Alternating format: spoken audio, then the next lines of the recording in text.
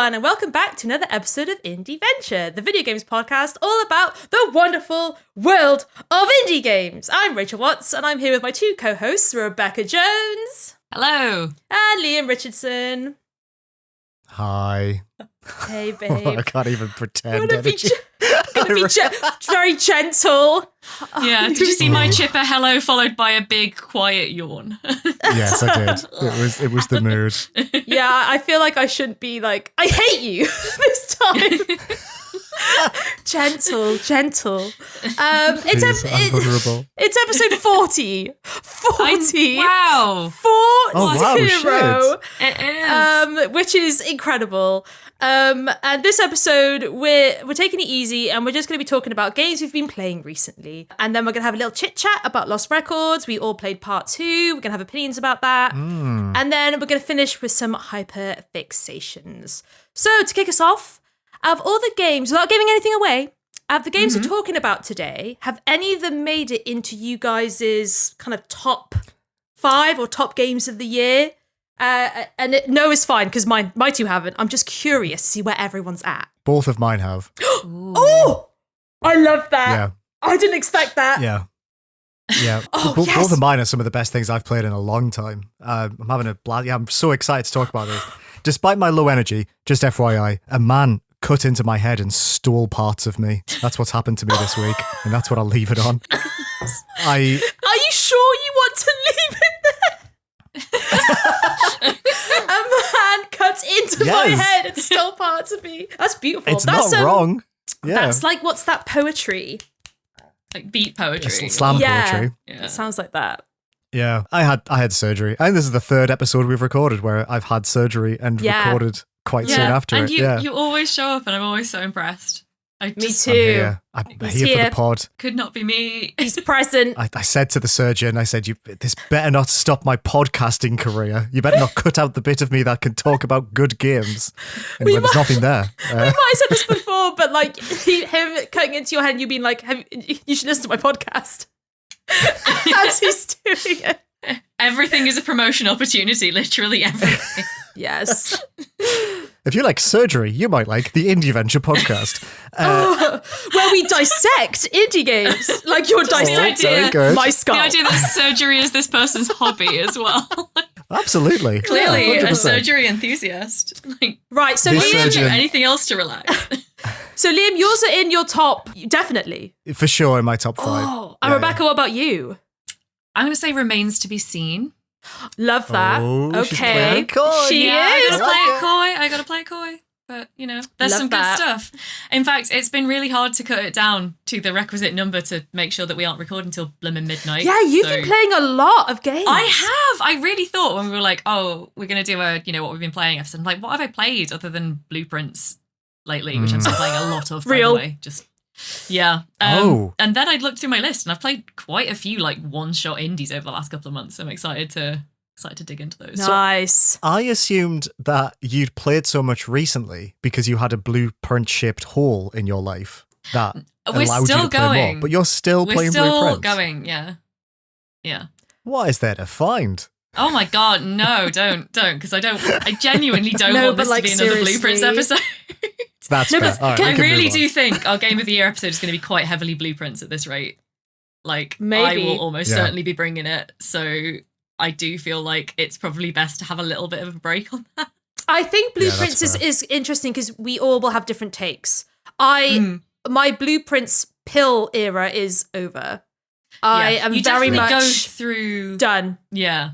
To the point now where I'm being like, I feel like I have a critic, like what's it called? Like a criticism. Like there's problems with the game. I don't like that I quit it. I felt like I was pushed out. But we'll get onto that. Yeah. Maybe. Yeah. Interesting. You know what? I think this calls for a Blueprints revisited towards the end of the year, maybe. I think so, because maybe just us two if Liam doesn't want to be forced to endure. So I feel bad. I feel like he's a hostage. It'd be like another surgery for Liam. Just like him having to endure like. I think I'd rather have another surgery than hear more about that game. Yeah, see, that is fair. Maybe we should do a. Have we actually spoken about like side quest yet on a main episode, and that's the thing that we're thinking? We did in last episode. Yes, we did. Yeah. Oh, okay, so maybe that's a side quest for maybe just being Rachel quest. if Liam doesn't want to have to sit through all of it. Yeah, absolutely. I hope we keep talking about side quests, even though we haven't actually released any yet. Yeah, true. It's all right. It's all right. It. We've got plans. We got stuff in. We got one actually in the can. We've got a couple more in the planning phases. It's gonna happen, guys. We've already got one more series. We promise. We've literally recorded one. We're using that for something. We're going to keep calling back to it because we've forgotten that it's not out. I want it quick in case we don't release. I'm now moving us back, pulling us back.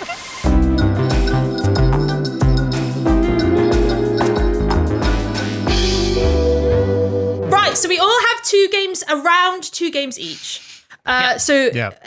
Who wants to go first with their game? Is there a certain order you want to do? Should we just do a round robin situation? Just do round robin, eh? Yeah, just round robin. I'm happy to do that. I can go first if. Go for it then. Volunteer. Yes. Would love to hear from you. I'm the cliffhanger. Well, not the hook.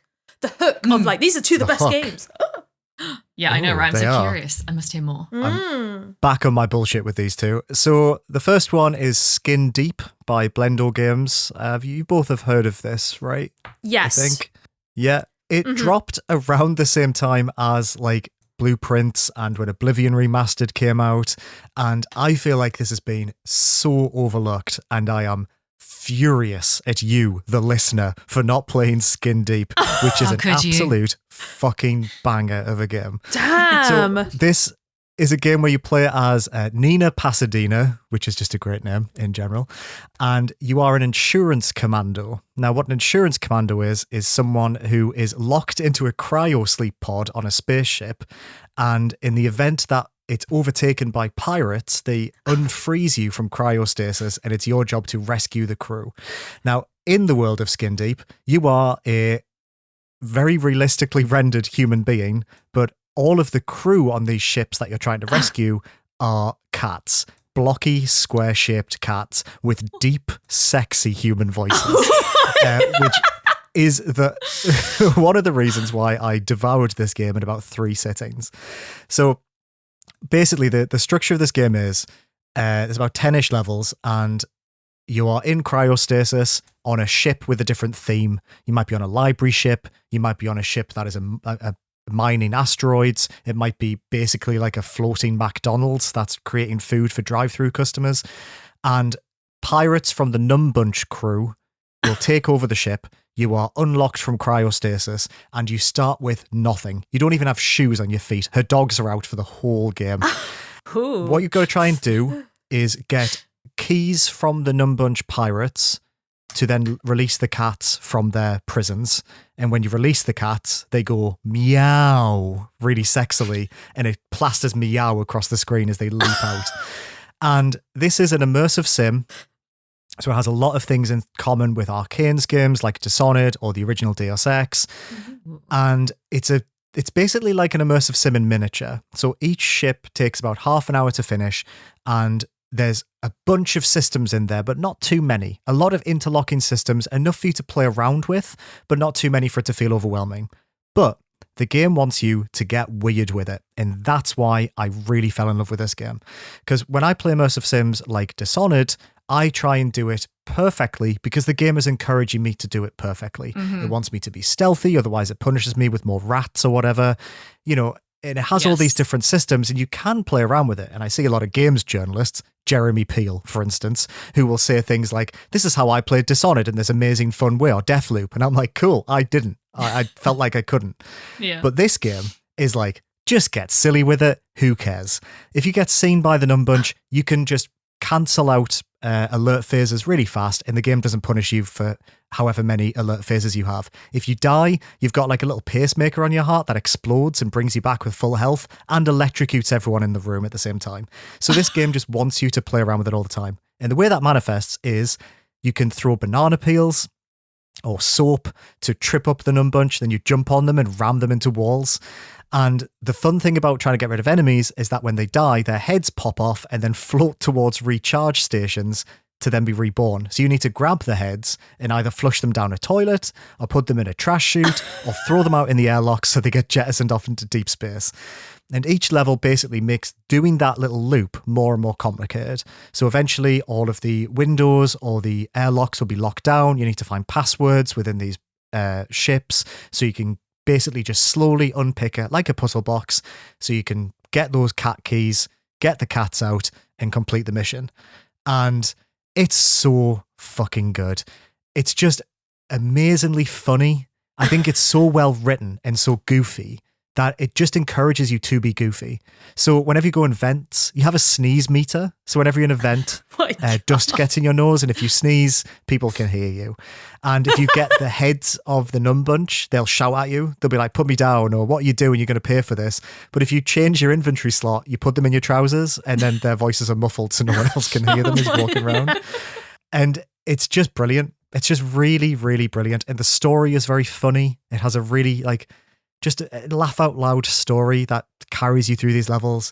And yeah, I was really impressed by this. And I just think as an immersive sim, it's both a great introduction to the genre. It's a great playground for you to experiment with those mechanics in a way that feels safe and encouraged. And also I think you can probably get real weird with this if you are an immersive sim sicko. I imagine there's a lot of Dishonored players who would play this and be like, oh, I can see the Matrix code behind this and I can do some really daft shit with it.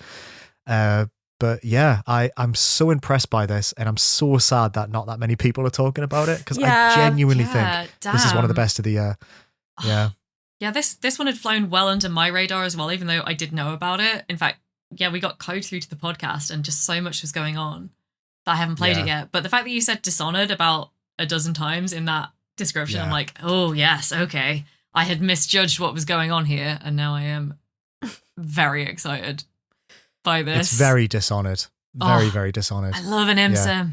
ImSim sicko, it's me. Well, but that's the thing with immersive sims, is that I do feel like back in the day when they were popping off, it was very serious.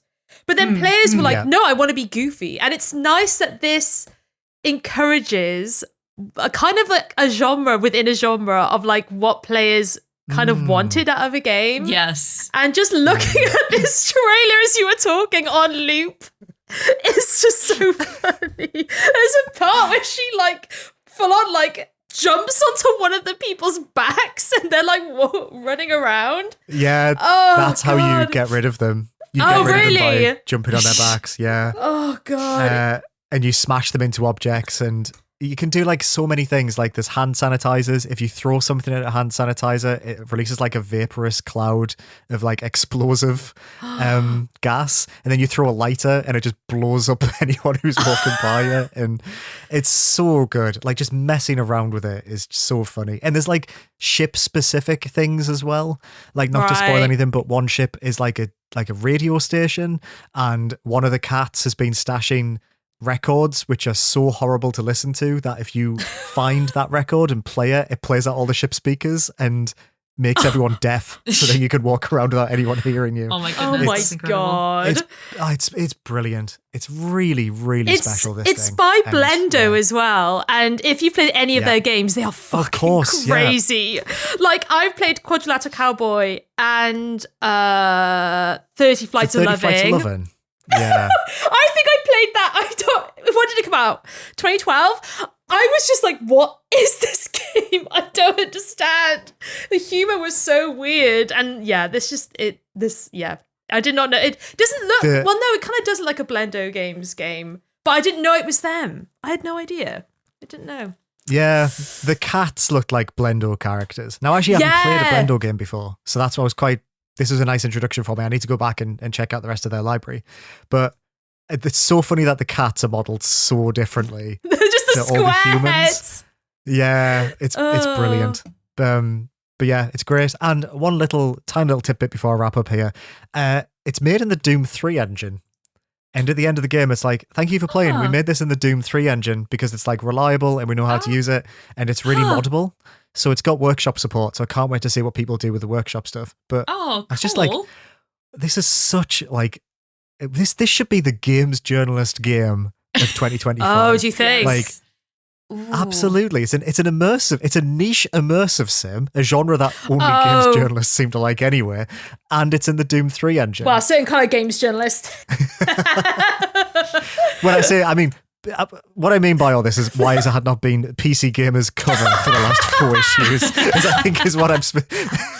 No shade on the people over there, but I think it's just like... Yeah, no. 100%. Yeah. We've both worked for PC Gamer. We can sign you off on saying that, I think. So thank you. Appreciate that. Yeah. Rebecca, why don't you tell us about your game? Yeah, the first game that I want to talk about is one that I kind of just stumbled on randomly one day, and I was like, this is so exactly my jam. I can't believe that it's been through a whole like Kickstarter funding campaign and like a couple of years of, the dev doing like dev blogs and promoting it, and I just found out about it like a few days after it was released, which is a game called The Beekeeper's Picnic, so subtitled A Sherlockian Adventure. So we can see we're starting to circle why it was very interesting to me. And yeah, this is by it's the debut game of a small indie studio. I think largely, I don't know if it's just one person. I think there's quite a few people. The credits show that quite a few people were involved. It was very woman-led, certainly, which is really nice. It's called Afoot Games. It's obviously, again, reference to Sherlock Holmes. This came out at the end of March, and I immediately bought it and downloaded it, and then life happened, and it took me about a month to actually play it. But this is just like, it's, okay, so to begin with, it's another thing I'm a real sicko for. It is very blocky pixel art, point-and-click adventure game. So it's doing that proper classic, like what you remember the early 90s looking like, only obviously way, like, better color definition and a much stronger deliberate aesthetic compared to that. But the thing I like about this is, and I play a lot of Sherlock Holmes games, and obviously I would always have hit this one up just because it's in my wheelhouse, but it kind of takes a different approach in that it's about a retired Sherlock Holmes in 1920. So at the point where he's a beekeeper, hence the title, just living in Sussex, kind of chilling in a village, trying not to be Sherlock Holmes anymore, but still really stuck being Sherlock Holmes. The point of the story, the central mission, is that Watson has returned from Europe following the end of World War One. He's kind of like a very lost kind of person at this point. He's like, he hasn't really got anywhere to go back to, so he comes to stay with Holmes rather than going back to London. And there's a whole thing of like, well, what do you do now when you're kind of just both elderly or both retired? Do you want to like keep trying to live the life that you had in London, or do you want to, have a different life and like actually embrace retirement now? So it's really sweet from that perspective. It's also like, I think it's one of the most interesting handlings of a potential romance between Holmes and Watson that I've ever seen in I was fiction. Gonna say. Yes, Rachel was like, you were visibly holding your breath the entire time I was talking, waiting for me to get to that point. I saw you, and at some point, I think I was just actively mocking you, so I apologise for that. It was just too funny. The thumbnail is literally like them, like the Steam thumbnail is like them walking along a cliff, and I was like, are they together? I'm so happy you said that. It's super cute. It's not mandatory. You can play it platonically. You can very much like determine how you feel about the relationship between the characters and kind of like play off that.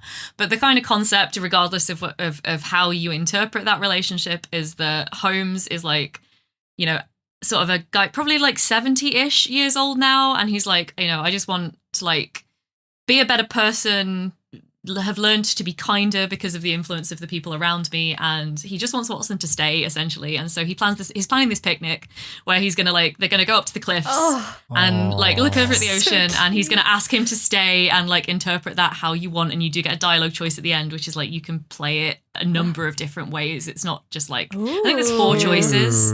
There's 4 choices, so it's like 2 more romantic and 2 more platonic, but still all very like heartfelt.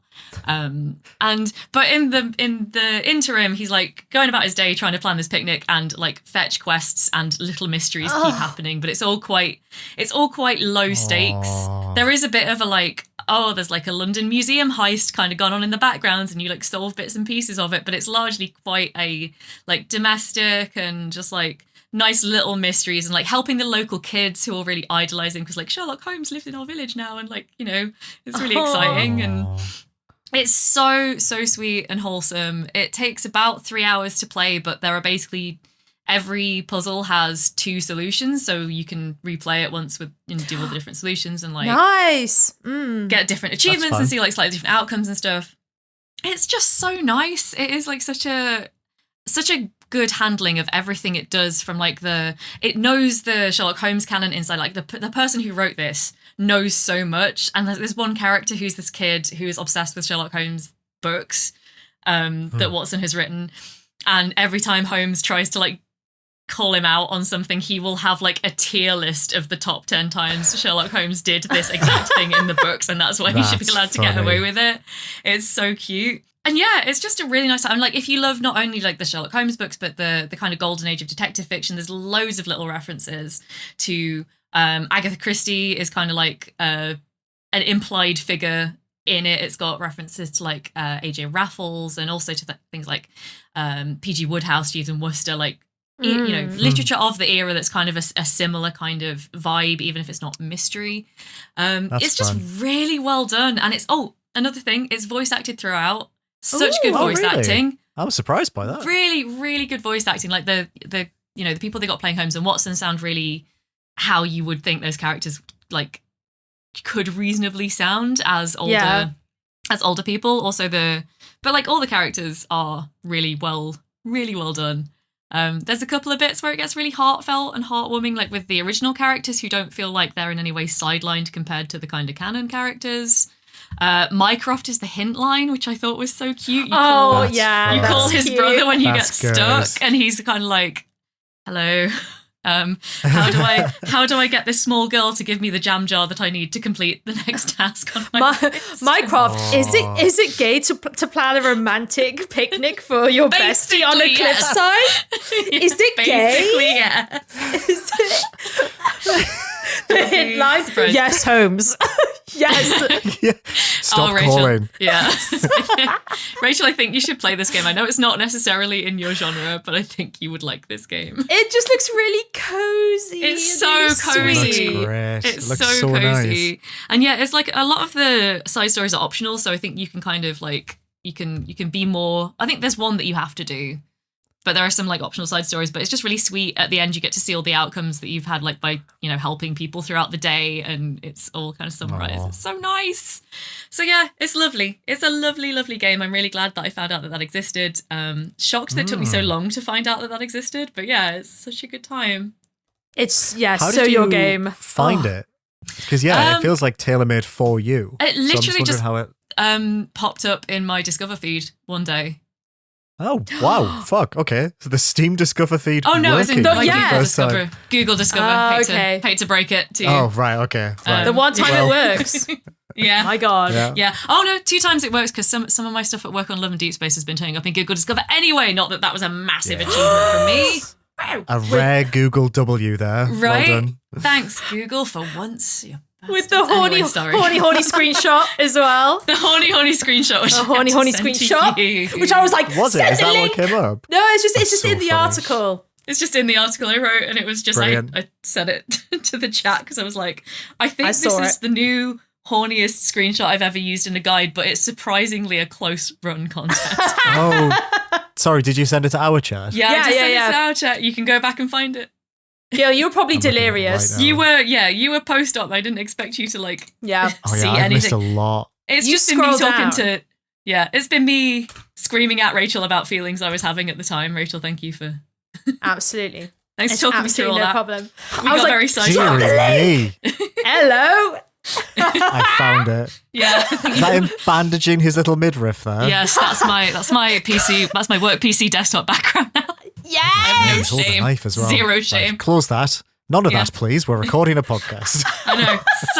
So horny though, isn't it? And like there is a legitimate reason that is at that point in that guide. I was so happy when I was like, wait a minute. There is an exact reason to use this screenshot right now. You are the meme. Yes! Yes! Yes!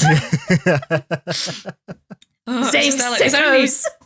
There's only 5 bits of key art of this character. I can't use this one. It would never be, wait a minute. Hold on a sec. Let me cook. Yeah. Yeah. And, you know, In it goes. It turns out that's when Google starts paying attention. So, you know, hooray. Love that. Yes. Right. I'll talk about my first choice. So yeah, both of mine are quite short. They're very introspective, so mine aren't going to be like all sunshine and rainbows, unfortunately, this time. But so the first one I played was Many Nights of Whisper, which is Deconstruct Team's new game. Oh, nice. It's them and Sulky Harbor, who, in terms of like development, like are very similar studios. They both make very small, very thought-provoking games, participate in a lot of game jams. So yeah, I wasn't surprised to see that they had kind of like teamed up to make Many Nights of Whisper, which is around an hour long and handles a very deep topic about, I don't know, destiny, pressure, like thinking about what you're working towards and why you're doing it, and all sorts of like really, really introspective topics. So you play as a woman who has been chosen from her village to be the new dreamer. And as the dreamer, once every decade, I think, she has to fire a arrow across an ocean and into a huge chalice which will light up. And by doing so, it will grant everyone's wishes. So she is in training to do this very intense, very pressurizing act. And so it's the days leading up to this event. And so to prepare herself, you're practicing with your slingshot. And so during the day, you're practicing kind of like lobbing your certain, I guess, like little missiles and seeing how far you can get them. So that's during the day. And during the nighttime, it's time for the villagers to like come to you with their wishes. And the idea is that as the dreamer, you decide whether their wishes will be granted or not if you make this shot at the end. And the ceremony kind of goes, you are one side of the wall, they are the other side of the wall. They put their hair through a hole in the wall and they tell you their dream or their what they want. And if you think it should be granted, you cut their hair. And if you don't, they take their hair back. And so there's this idea that this person has been growing out their hair for like 10 years for this moment of putting it through the wall, telling you what they would like to happen, their dreams, their aspirations. And you as a player deciding whether to, yes, I will cut this person's hair. I will grant them, some people might be like, I wish for a rainy season. You're like, perfect, cut that hair. Some people, so there's like a little girl who's like, oh, I really would like a new pet. You're like, okay, cute. Let's go for it. But some of the questions really start kind of ramping up in terms of not just like ethically, but just in terms of your personal values and like almost like thought experiments. So a kid visits and she says that her parents used to be really in love and now they're not in love anymore and they're breaking apart. Like, can you make them, she phrases it in a way which is like, can you make them see why they first loved each other in the first place so they can get back together? And you're like, wow. You know what? Okay. Oh, okay. Okay. I'll cut your hair. But then someone else comes along and says, oh, I'm in love with this person and they don't love me back. So can you make them love me back? And you're like, don't know about that. But then it's like, well, what was the difference? What was the difference between those two? And so there's lots of different questions that the game brings up. Like someone comes to the wall and says, I want gender as a construct to be gone. I don't want to live within these two binaries anymore. I want everyone to be free of this this concept. And you're just like, yeah. I mean, I was like, absolutely. But it's like a lot of different topics, and it kind of all amalgamates to like, you're basically deciding what kind of world you want to live in. Like, you are the one dreamer in a history of dreamers, and you have a mentor, and they kind of poke you philosophically as well in terms of like what you should be thinking about, and like maybe if you make a rogue move, they're a bit like, well, like they're just there to like kind of poke you a little bit, thoughtfully poke you. But yeah, you're basically deciding what this new, like, it's an expression of your worldview and what kind of world you'd like to see. And that's all great. But then comes the ceremony. And you as a player are left to your own devices. Like, you can take your time. You have to make this shot, like this one moment in the game. And your mentor is like, yeah, so save files ain't going to work here. So like, if you miss, you miss. And if you hit, everyone's wishes will come true. But don't stress about it. It's just 10 years of your life. Like, everyone's relying on you. And like, so maybe just try not to miss. But also, she, as a character, is having a bit of an internal conflict of like, well, what am I supposed to do after this? Like, where am I going? I've worked so hard for this moment. What happens to me? So it's a very, it's Deconstruct Team. So we all knew what we're getting in for. It's a very thoughtful, kind of reflective look at you, like what you believe, and challenging like what you would do in this situation in just a very like interesting way. They always come up with like the most batshit wild ways of like just making you think about certain stuff. So yeah, Many Nights of Whisper. I really want to play more of Selkie Harbour's stuff, because I've never played any of their games, so I'd really like to play some of their stuff if this is the kind of stuff they're making with Deconstruct Team. But yeah, I had a really good time. And I'm not going to tell you if I got it or if I missed. I missed.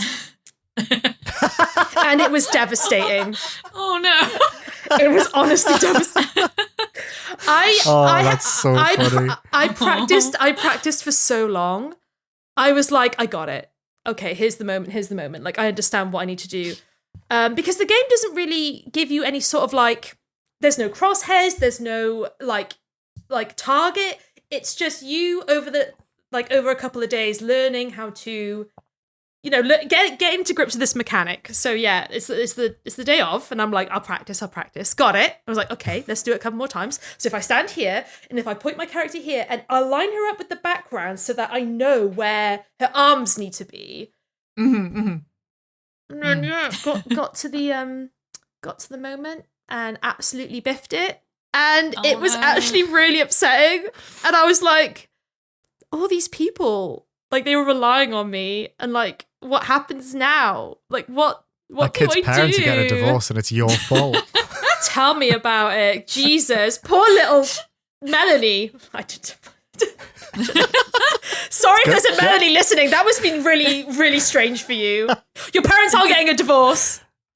Yeah, sorry to let you know about this, Melanie. We got an email, contact@indieventurepodcast.co.uk if you want to let your kid know you're getting a divorce. Right. No, that's not a service that we offer. That is the closest you've ever gotten to telling me off. That's very funny. No, someone's going to pump the brakes on this thing. No. I've never heard that tone of voice before. No. Stop it, you. Stop this now. It's just it's a great game. Deconstruct Team have done it again. They've just, god damn. Yeah. Unlike you, they never miss. Shut the fuck. You think Rebecca was? You think brain? Yeah. Do you think you having an operation on your head? Will I swear. Brain, there's a brain there. Yeah. I do feel like we should probably say it wasn't actually brain surgery. We didn't make this poor man come and record a podcast 3 days after it was brain surgery. This sounds great. I can't wait to play it. Great. And it's cheap too, right? It's like really cheap. It was like $2.50. Yes. Yeah. Yes, you're right. £2.50. Or you can get the bundle for £50. Ooh. But you get a fuck ton of games in it. Is that all of their games? All of them. So Essays on Empathy is all their games from Itch. So that's like, I think it's 15 games in that little bundle, or maybe it's like 10. And it's behind the scenes interviews with them talking about each game. It's like a documentary with each game as well. Oh, wow. So you get like a whole little bundle. I've played it. It's great. So yeah, that's my first pick. Yay. So happy it did not make me in any way reflect on my own life and my own decisions. That shot, I swear to God. Because the thing is, very quickly, the shot, it's quite slow because it's really far. And I was like, I've done it. Oh my God. Yes. This game was nothing on me. And my problem was, my aim was correct, but I didn't put her arm up further enough. It was just a bit too close. And it it hit the side of the chalice. And I was like, God. That sucks. Yay! Just jump into the ocean. Yay! Oh yeah, did she jump? That sucks. Anyway, I have to play it again and try it. I have to play it again and try again. Oh God. Right, okay, let's keep going with round robin. Liam, what is your second game? My second game is, if you are using the bingo card that listener Dragon of Time put in our Discord, which I will put on the website post, because that was very, very funny. So funny. Listener Dragon of Time made a bingo card, but you can now cross off the dubious definition of indie, because I am going to talk about Clair Obscur Expedition 33, which is, like, I would say probably the upper end of double A. It's by a very small team, it's a solid published by an indie to publisher. be honest, in my opinion. Very much a double A. But this is by Sandfall Interactive, and this game has took over my life in a way that few games have. And I know a lot of people have spoken about it, so I will be quite quick, but this game is deserving of all the hype, and I understand why it's the highest rated game of the year. So just to very quickly give you an overview of what this is about, because it's kind of high concept, which is kind of why it's great. So in the world of Clair Obscur Expedition 33, terrible name by the way, I'm not justifying that name, I think it's really bad. 77 years ago, the world was broken apart by a cataclysmic event known as the Fracture, and humanity's last survivors live in a town called Lumiere, like the candelabra from Beauty and the Beast. And it's a small city, and it's shielded from the monsters that now roam the mainland. However, once a year, a godlike figure called the Paintress scrolls a number onto a monolith, and everyone who shares that age with the number is basically Thanos snapped out of existence. So in an attempt to stop the Paintress, the people of Lumiere send out expeditions that are made up primarily of those who are marked for death to travel to the mainland and attempt to stop the Paintress and end this cycle of death. So you play as Expedition 33, which is made up of a bunch of 33-year-olds. It's nice to finally have some representation in video games, he says, the white man. And you venture into the mainland to do what basically 77 other expeditions have been unable to achieve. So as a concept for a game, I think it's just so fucking good. Like, that is just such an interesting idea for a story. And what's great about this is it starts off in Lumiere on the day of the Gamage, which is when everyone is Thanos snapped out. So when the Paintress puts one number up, the last number, that's when everyone dies. So everyone who's 34 basically dies at the very start of the game. And not to spoil anything, but it's literally the first half an hour of the game. One of the people who are snapped out of existence is the main protagonist's love interest. So it gives you like a really great motivation straight away. Wow. But what you see is this society that has no one older than 34 existing within it. And immediately it starts to ask questions about, what if you don't want kids? Is it ethical to have kids in this world? Is it like society is really pushing you to do it? And in fact, one character is basically like, I chose not to have kids, but she's really chastised for it. And the way that it handles that is really well done. And this game is just about grief in like its rawest form. Like, grief permeates every single aspect of this game in a way that feels very adult and very considered.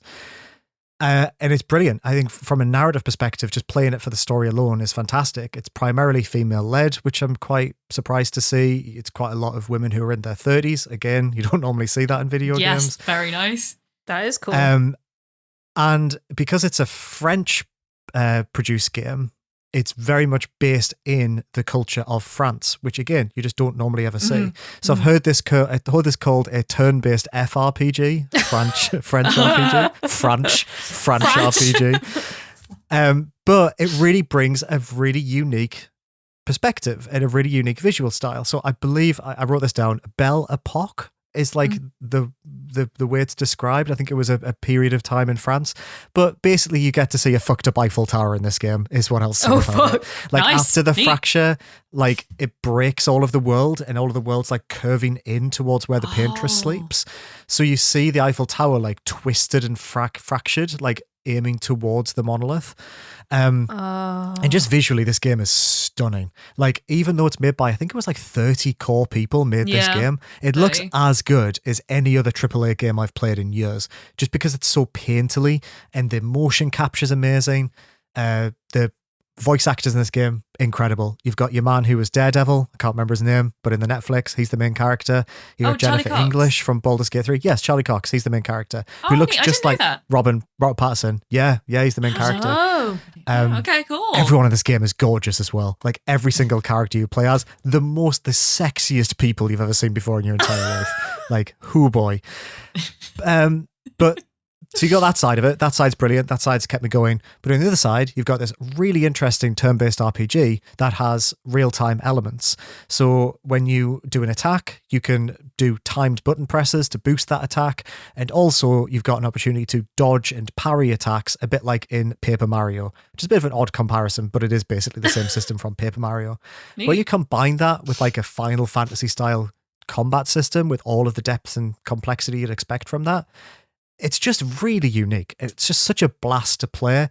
And parrying attacks when you start to learn boss attacks and basically you just whacking all of their attacks out the way and then following up with a counter attack that does like 4 times as much damage. It just makes you feel like God, to be honest.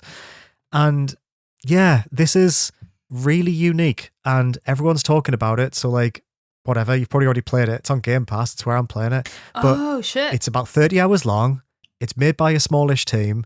It has a really unique adult narrative to it that's played off really well. It's just great. Just what a unique thing. I'm absolutely blown away by it. So I just wanted to take this time to be like, yeah, it's not quite our usual wheelhouse, but it fucking slaps. I'm really glad that you brought this one because I haven't had a chance to play it yet. I feel like it's one that I should play because it is still definitely from the conversation around it, it's still indie enough that I think it's within our remit as we have laid it down ourselves. I think it is one of the most significant like indie AA productions of the year for sure. You know, I'm hearing a lot of people call it a Game of the Year candidate. It's kind of up there with like, again, Blueprints and things like that as, you know, the most talked about kind of most pushed indies of the year. It sounds amazing. Honestly, I really hope that I get a chance to play it before we do end of year discussions because it is definitely like high up there. I love, as you say, the focus on people in their 30s, the, you know, actual mature discussions around parenthood and like the ethical side of that. And I just love a big weird apocalypse as well. That's another thing that I just like to see. It's such a great apocalypse idea because it's basically just like, what if there was like French catastrophe? I don't know how else to describe it. It's like every level has a hidden mime that you can kill. I just love that. And there's like this one enemy called Petanque, and when you attack Petanque and it goes into like the battle move, it plays accordion music, and you're just like, this rules. Like, good. I'm glad to see French influences in something. Yeah, that is funny. Was a big trending term for it. People wanted Petanque guides so bad. Oh, really? Petanque? Yeah. Petanque is hard to kill intentionally. Intentionally. It's good. That's just, yeah. I've heard it. That's what I want to play as well. I remember you telling us about what it was about, and I was just like, love that. Love it. Yeah. Anything with an expedition, I'm like, yeah. Hell yeah. It just sounded weird. So, 2 things on that. One, yes, that was very funny because we're in Yorkshire together when I was talking about it, and I said the name, and you were like, "Oh, it sounds terrible." Then I explained the concept. You were like, "I'm listening." Yes. But the expedition part, it's very Annihilation coded. It's so Annihilation coded. Yeah. Like Annihilation must be an influence because it's about all these expeditions that keep going into the zone to try and achieve something, and their whole thing is that they're learning from journals. So you find journals from the other expeditions. What are we doing here, Jeff? Jeff, where is he? Yep. He's on the team. Jeff's on the team. You've stolen your idea. Like, he wrote it. He wrote it. He's French. He wrote it. Put that man in a beret, you get Expedition 33. That's what I'm saying. That's what they need to. I've not read the most recent book, but that's what they're getting wrong.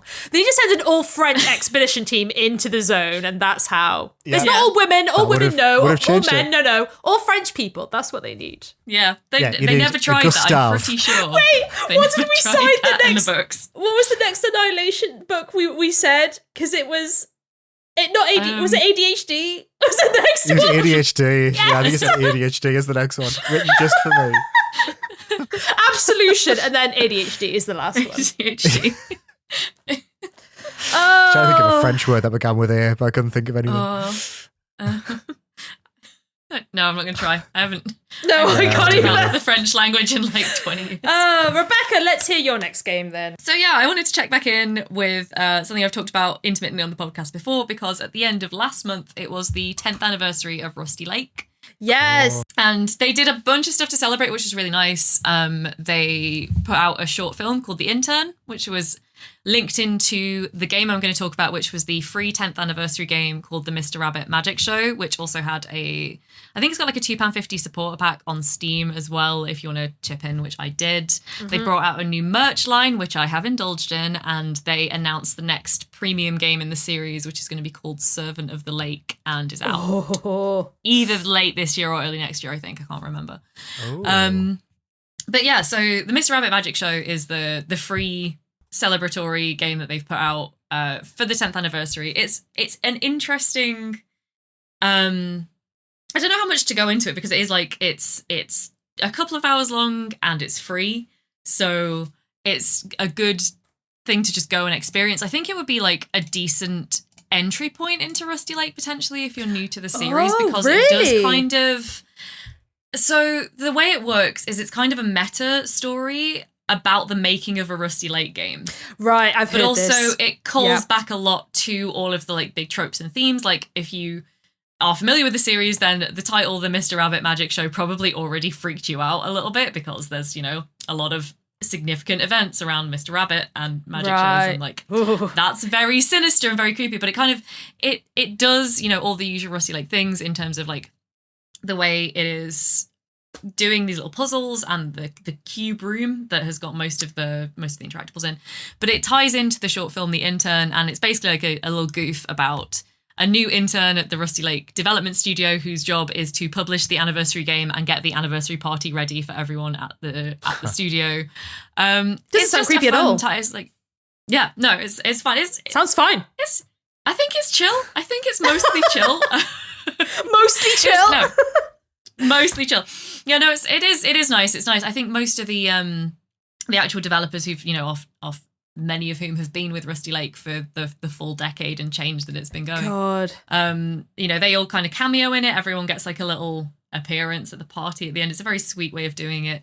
There's also a really nice memorial for David Lynch in there, which they must have turned that around quite quickly, because obviously he was like, Rusty Lake is super Twin Peaks inspired. Like the three main characters were originally called like Laura, Dale, and Bob, so that's how big an influence Twin Peaks had on Rusty Lake. And yeah, it's a really nice little celebration of the series. It doesn't feel like a free game, if that makes sense. It runs for about as long as the premium games. It maybe has slightly less complexity, but I was still there like, okay. And you get to it's really I think this is a good example of how to put out a free game to market your merch line as well, because it works all of the merch into the collectibles and the puzzles and stuff. So one of the things they brought out is a pack of playing cards, and so the collectibles in the game are you finding the face cards by completing puzzles in the environment of the studio where the game takes place. Like that. It's just really nice. It was just a very nice, it's been quiet on Rusty Lake for a little while now. I think the last thing that they brought out was probably about a year ago, was a free DLC to Underground Blossom, which was the 2023 game. Yeah. So they've been a little quiet compared to usual. They've been they've acknowledged like we've kind of slowed down. We were putting out like 2-3 very short games a year, and now it's more like one game every like maybe 14-15 months or whatever, but we're still cooking. We've got all these cool ideas, and yeah, at this point it's just Rusty Lake is a whole massive like indie powerhouse, really. Just Yeah. it has that reach, it has that kind of like background presence. It's one of the few, games that my mum plays. So That's it's just really so nice great. to like and again, if you're curious about Rusty Lake, I think there are 2 free ones now. There's this and there's Samsara Room, and both I think are legitimate ways into the series. Right. Yeah. I wouldn't say this gives anything away about any of the games that came before it. It's like those very knowing nods to the rest of the series, to like the imagery and the lore, but it doesn't spoil things. Although I always wonder, how easy is it to spoil Rusty Lake, because it's completely non-linear as a storytelling Right. Yeah. like franchise. So just it's really nice to see this franchise, take a minute to celebrate turning 10. It was 10 just years. a little That is amazing. I was surprised it was only 10 years, because I remember friend of the podcast Mick playing what must have been the first one in a house we lived in a long time ago, and I realized that the overlap was just enough that the series must have started like while I was kind of just leaving uni, I guess, and then it was wow. So but it feels like it's been in my life for such a long time, and I'm glad they're going so strong. The merch is gorgeous. I've ordered the comic book, obviously. Which Yes. is just, I was just looking at it. The comic looks great. The comic looks so good. Are you excited for the new game? Very excited. Servant of the Lake is going to be really good. Sounds creepy. They're great with names. That sounds horrific. Servant of the Lake is a great name. Yeah. They the last couple of games have dropped some really intriguing lore snippets. Like, I think although it is very non-linear, it's advancing slowly towards some sort of not conclusion necessarily, but maybe new phase of the story. And I'm like, did you see their International Women's Day post, by the way? This is a side note. But I loved it. I loved it so much, because they just did a really weird gif of the main character with all the blossoms swirling around her and all her different phases and ages as she like ages through and then becomes a ghost. And the caption is just, "Finally I can see the blossoms. The lake belongs to me. Happy International Women's Day," which I thought was like so creepy and yet great at the same time. Bloody hell. That's what we want. We want creepy shit. We don't want sincere at all. Exactly. You get it. Love it. I mean, in context, it's a very empowering moment. I'm so happy for them. I know, they're right? Still, it's still delightful. Making them. Yeah. It's really just so nice how they got like everyone in the team to do like a little, I think, probably everyone's voicing themselves, because I think actually the dev team do voice most of the characters anyway in this series. It's a small team. But just little clips of them just being like, I'll have a coffee and some cake and happy birthday us. And it's just really nice. It's nice, but it's still very Rusty Lake, which is it's a really hard a bit unhinged. But hey guys, we got to put us in the game for our next announcement. It's like, oh god. Yeah. No, it was really nice. I always recommend Rusty Lake, but yeah. We spoke about them the last time we did an episode about like indie game success and what that looks like. And I remember you calling out Rusty Lake as like a bit of an interesting case study of how their games are popular, but not like life-changingly popular from what we understand. Like they sell well, but they know their audience and they make games just for their audience, so they're able to sustain it. Yes. And to be able to do that for 10 years. I know, right? It really needs to be applauded. Like, that is so good. Yeah, absolutely. It's such a genuine achievement. And, the fact that it's still the fact that there have been, improvements in terms of like graphical and technical improvements, little tweaks along the way to keep it feeling fresh and to keep it feeling like the best that it can be as a presentation, but to still feel like the same Rusty Lake that you played when it was, the much simpler like Cube Escape games back in 2015. It's great. It's so great. And like to think back to when you first played that and you're like, oh, what's going on? Who's this woman? And now you're like, oh, I understand all of it. There's so many, like, you didn't even know, kid. You didn't even know the whole backstory. You had no idea. Paradise and like all of this. Oh, you have no idea who Harvey was. It's so good. Yay. And here's to 10 more years of Rusty Lake. Absolutely. Oh, absolutely. If anyone can do it, I think they probably can. I mean, Twin Peaks legitimately came back after 25, 27 years again, so... That's very true. Very, very true. It did. I don't want them to do that, though. I just want them to keep making games. No breaks. Yeah. Yeah, me too. Maybe take, like I say, maybe longer breaks are good. Yes, maybe like, longer breaks are good. I don't know anyone who resents them for going from 3 small games a year to 1 slightly larger game every 18 months or so. Absolutely. Model, Yeah. super fair. Brill. So what's your final game, Rachel? Yeah. My last game is Despelote, the kind of the football one, which I saw a lot of people talking about it. I saw some reviews, which is very nice to review. I think this game is like just under an hour long. There's just a lot coming out, so I was like, maybe I could save this, maybe. But I had an evening and I played through it, and just like many Nights of Whisper, it was just an hour of just a very like detailed perspective or someone's point of view, a developer's point of view, and I just love games like that. This game is made by 2 people. They are called Julian Cordero and Sebastian Valbuena.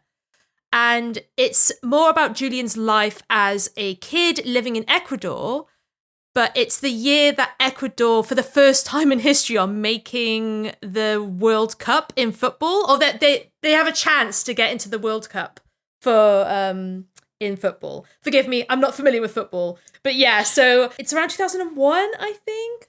So this is when, Ecuador were like in the running. So, and it was first time in history, and they were gonna, if they, I think there's like 4 matches, and if they won each match, or if they got enough points in each of these 4 matches, then they would qualify to be entered into the World Cup tournament. So they're not in the World Cup, but they would qualify for it. And so, this is about this young kid and this period of time, which is looking over the 4 football matches, and him looking back where he was in his life as a kid, like events wise. So like for one of the football matches, it takes place, he's like in a park and he's like kind of let loose, and you're exploring this park as like a little kid, and there's like a football match being played on one of the TV shops. It's like on all the screens, and like people are watching it. And then there's another time where you're at a wedding, and then at the wedding, they have like the football on screen at the wedding. Because at the time, like this was like a really big deal. So everyone in Ecuador was like shouting on for their team. It really was like a national celebration of like, let's go Ecuador.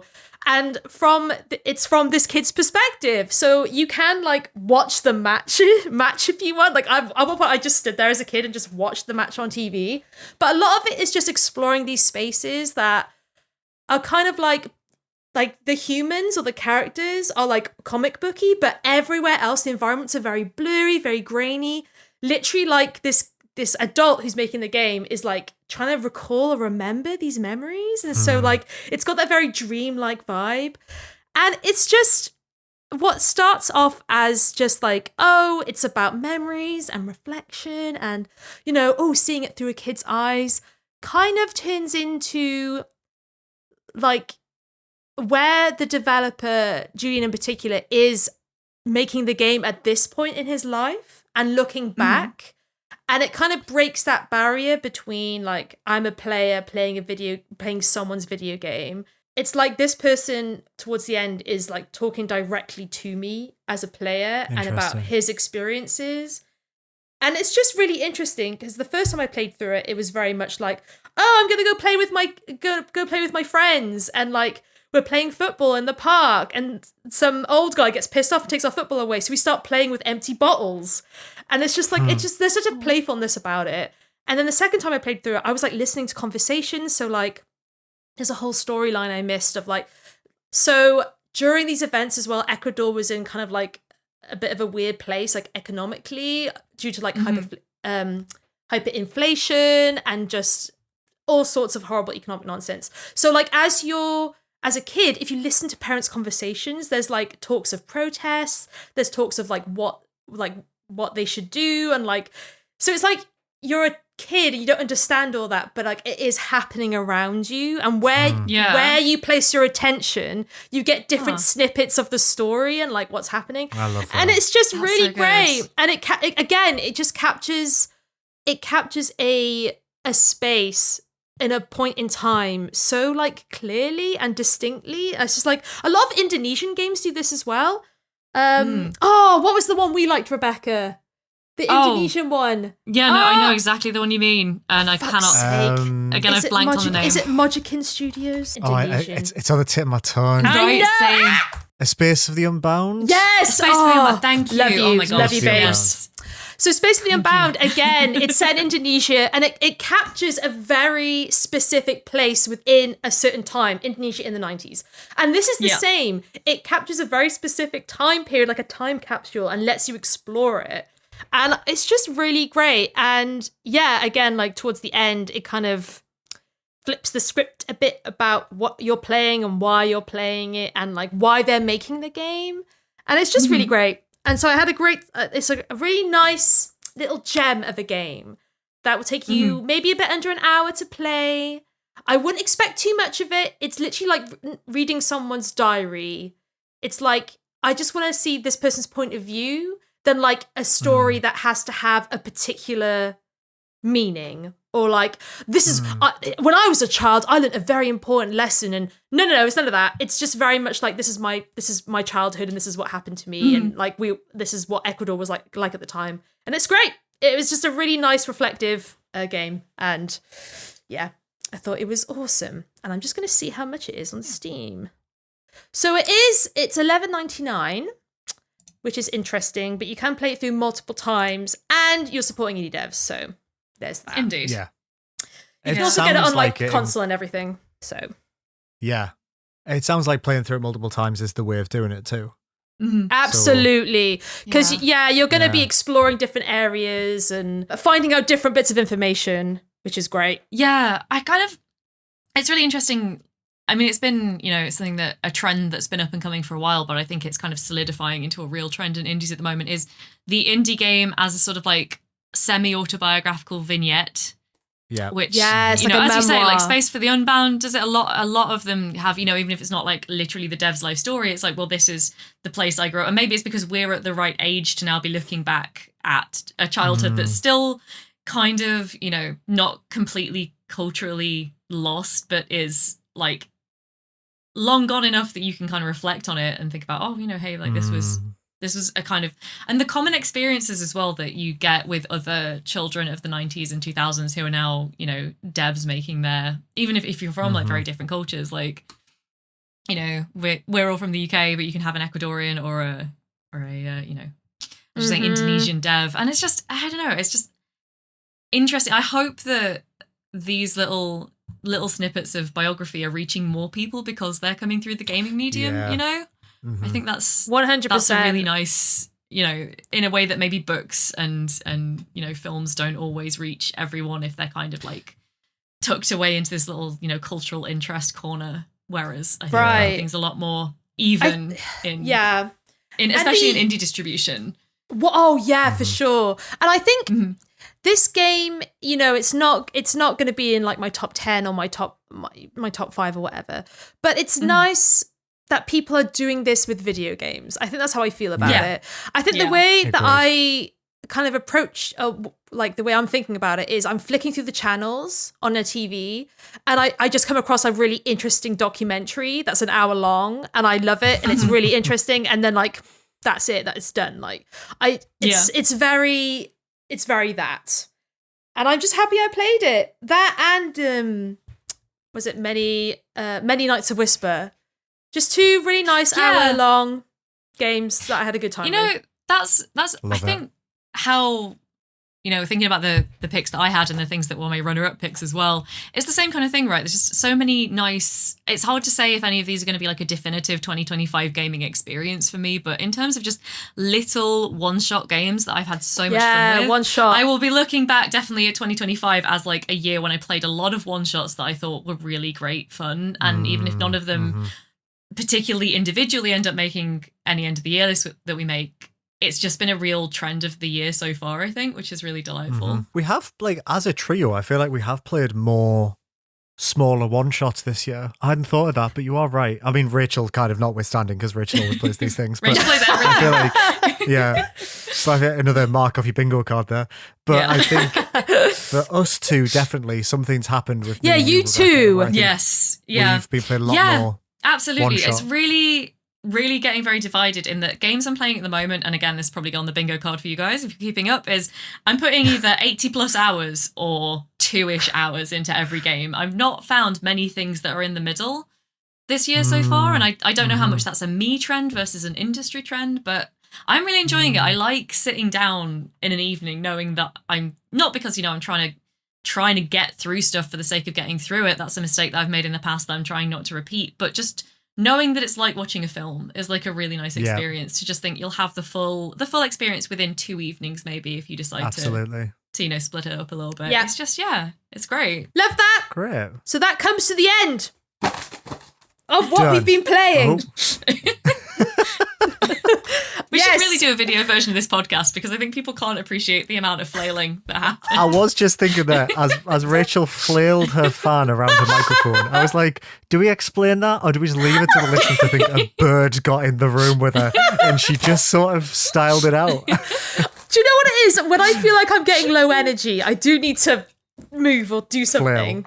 Flail around. That brings us to the end of our podcast. No, JK, we're going to talk about Lost Records now. An hour-long podcast? You wish, listener. Could you imagine?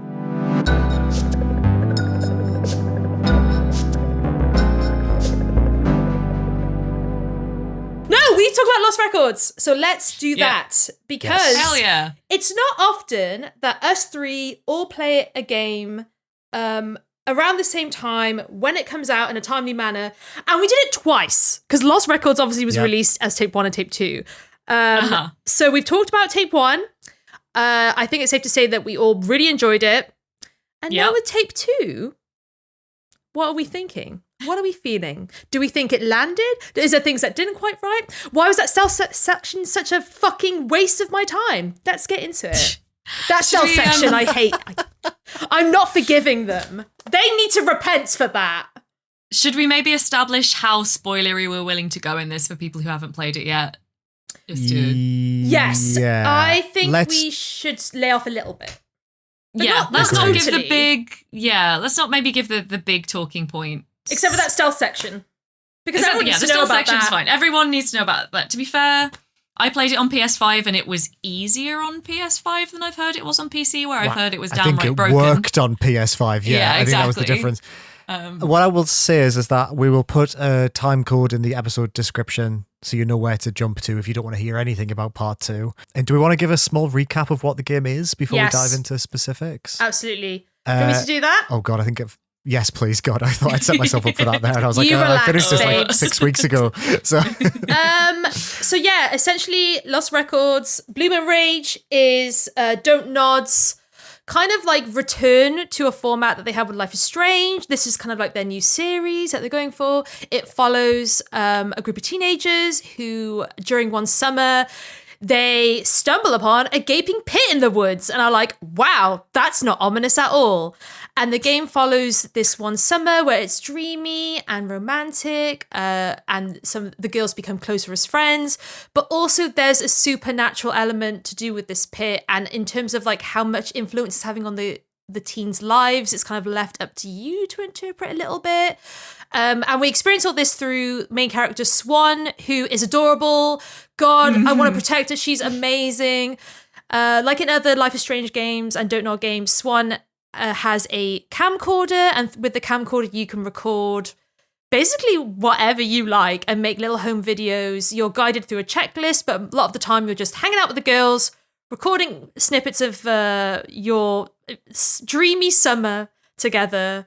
Your last summer, as Swan at the end of the summer is moving to Canada. So for her, this is a very special moment, like in her life. Like she's making friends, they're hanging out. And there's a gaping pit in the woods that they've stumbled upon. Glowing gaping pit. Glowing, purple. Gaping. Very purple. Very purple. It was not there before. It was not there. It was not there, and then it was. Before. So yeah, the last we see of the gang, I won't go into spoilers, but there's a revelation, there's a reveal about one of the girls, and basically it ends on a really sad note. And so we enter tape 2 in a very strange place of this revelation has just happened. We've had to wait a couple of months now for tape 2. And just so the first couple of maybe the first hour of the game is just dealing with this kind of reveal and like the fallout of the girls and how it's affecting them. So that's kind of where we're at. So yeah, tape 2 begins. I don't know. How did you guys handle the break?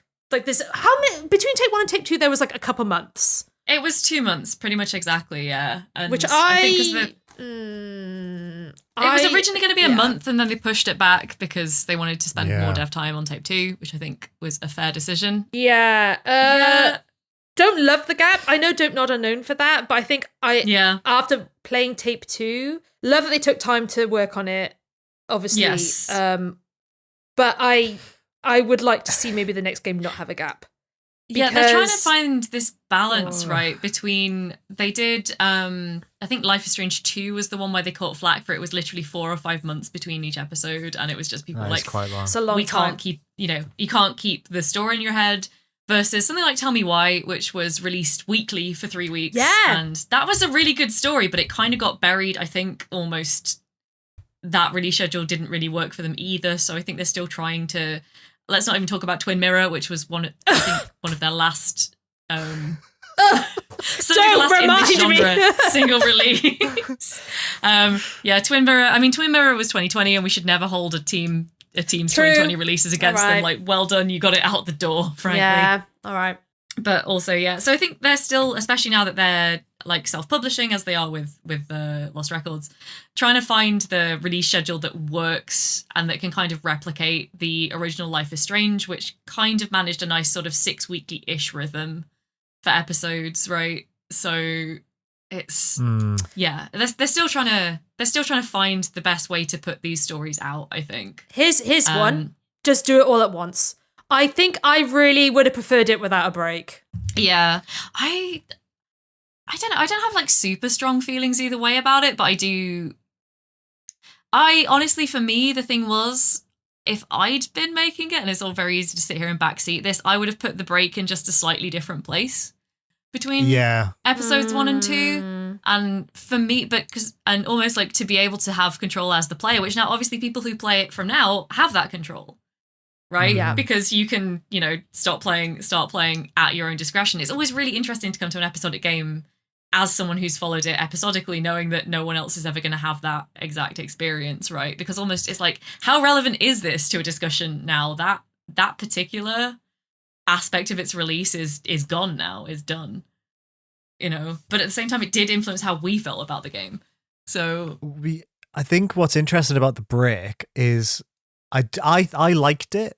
I still think there's something to episodic releases. I just think that they don't really marry very well with game development. Yeah. And that's kind of where that's always the kicker. Like, I really liked it when Hitman released maps every so often. Like, I just thought that was a fun way of experiencing that game. And I liked when Telltale did it. But then Telltale also got caught up in the whole, we're having to delay this by a month, 2 months, and they would fall off their regular schedule. My biggest thing about this is it almost feels like it just really highlighted the problem we have in the industry at the moment, because part 2 reeked of a company that's in disarray right now. Yep. Yes. And like, we know that Don't Nod had a bunch of layoffs this year, and I just feel like tape 2, they must have scrambled to get that out, and God bless them for doing it, but it felt unfinished. Like, and I don't just mean like glitchy, of which it was very glitchy, especially on PC, but I just felt like there were huge chunks of that story that just weren't put in. Yeah. There are like hard cuts in this tape that go from like one scene to another, and it feels like they've missed out like 20 minutes of contextual padding that would have done the game a huge amount of favors, which the first tape had in abundance. I felt like tape 1 had loads of room to breathe. So good. Yeah. I mean, was better for it. And I just felt like tape 2, they were like, if we're going to get this out, we've got to cut just to get these big things out. And that was my biggest issue with the break, was I think it just really highlighted that like something's happening at Don't Nod. And it was really sad to see that on the screen. I would say not as a counterpoint to that, because I think everything that you said is fundamentally true, but having, this is maybe the 5th or 6th Don't Nod game that I've played, and that is often a pacing issue that their games have. I say this, as a big fan of the studio, is that I think that with the 2 Life is Strange games that they did, with Tell Me Why, with Twin Mirror, Vampire I never finished. I still need to go back and finish Vampire, but like, I would say all of the ones that are kind of in this genre that I've played, they always feel like there's so much space at the start and then things get a little more hurried towards the end. I think I've said it before when I've been doing like obviously Don't Nod Deck 9 comparison between the different Life is Strange games that the different studios have handled. I'm always like, Don't Nod, both studios have like strengths and weaknesses in the way that they're handling this franchise that they kind of share between them. And I think that Don't Nod always seem to fumble the ending comparatively to Deck 9 is my opinion, certainly. I feel like endings are an area in which Don't Nod struggles. And if you've played Tell Me Why or Twin Mirror, then that is, I think, something that's borne out through those as well. The endings of both of those games, in my opinion, felt quite rushed. And like I say this as someone who absolutely loves this studio. Yeah. But I do think that, and I don't know if that's, an issue still in the way that they structure themselves. Obviously, like you say, it kind of helps that the studio has had a lot of difficulties, including layoffs over the past few months. But it is interesting to me that I almost didn't pick it up as much because I'm kind of used to Don't Nod games feeling like, I'd love it, I would have loved it if it had more space. See, I don't think I liked Life is Strange 1 and 2. I thought the pacing was perfect.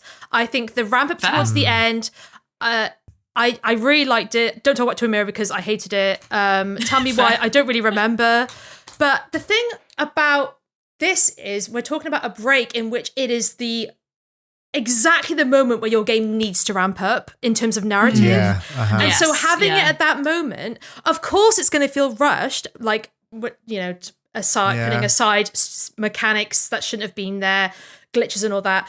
You're at a point in the story where you've laid all your groundwork and the last couple of hours are supposed to be climactic. Things are supposed to happen in quick succession. And I just feel, why would you put your break the moment before that? Or why have a break at all? It just, the pacing is off. I played the first and second Life is Strange all in one go. I didn't play it episodically. So for me, playing it over the 10 hours, the pacing is perfect because it's like slow, drama. And so I just feel like really this one, why would you put it right before the end? Because you go in and the pacing's all off. I feel rushed. I'm like, oh my God, I'm like dropped into this story. Like, that's why I feel like it's film logic. It's like you have a certain cadence that you're going for. Yeah. Don't put an intermission. I'm so anti-intermission in films. I'm so anti-intermission. I'm just like, why would you do that? Okay, Brutalist. Fine, do what you want. I did not like the Brutalist, but you know what I mean? I love how much the Brutalist catches strays on this podcast. Oh, fuck the Brutalist. So I just... Controversially, fuck.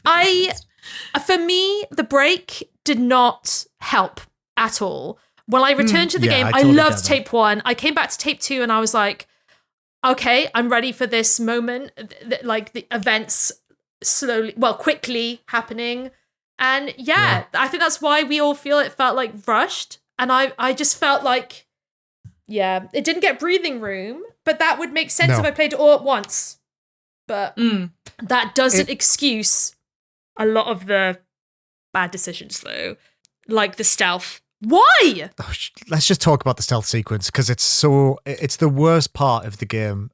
But by the way, I liked this. I still think this is like a really good game and I would recommend people play it. But apart from that bit, which is absolute piss, garbage. It's a stinker-rooney scene. I hated it so much. Lost Records will definitely be in my top 5 at the end of the year. We'll get on to how much we love the game in a second. I just wanted to get all this bullshit out the way. But that section, it felt purposeful. They were like, no, why? That was just bad design. That is the exact... It's so interesting because like so many lessons have been learned over the 10 years since Life is Strange 1, but at the same time, that is the bottle collection in the maze in Life is Strange 1 all over again. It's Stop. It's